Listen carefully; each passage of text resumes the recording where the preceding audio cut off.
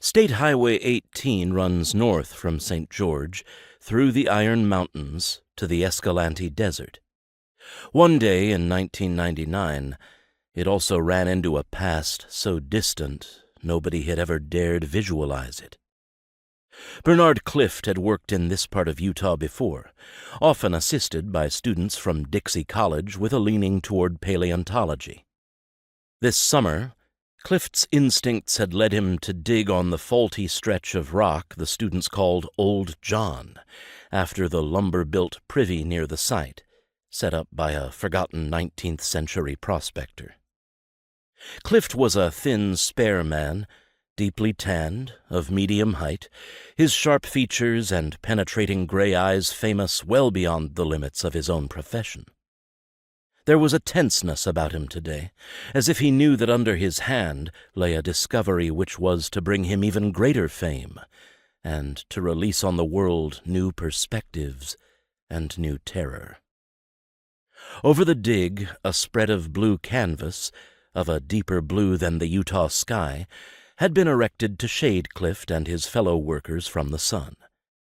Clustered below the brow of rock where they worked were a dozen miscellaneous vehicles: Clift's trailer, a trailer from Enterprise which served food and drink all day, and the cars and campers belonging to students and helpers. A dirt road led from this encampment into the desert. All was solitude and stillness, apart from the activity centered on Old John.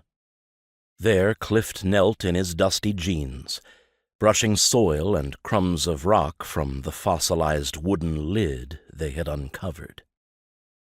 Scattered bones of a dinosaur of the Saurischian order had been extracted from the rock, labeled, temporarily identified as belonging to a large theropod, and packed into crates.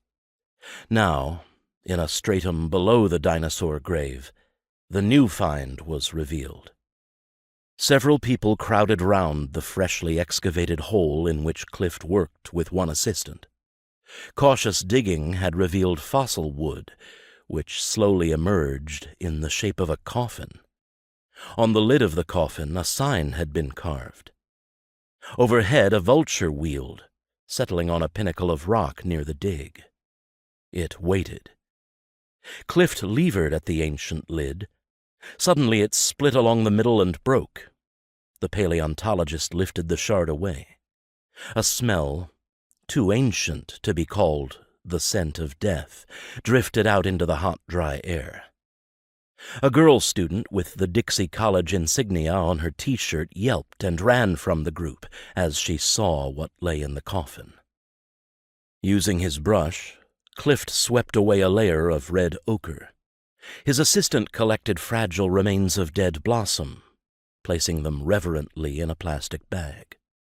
A skeleton in human form was revealed, lying on its side.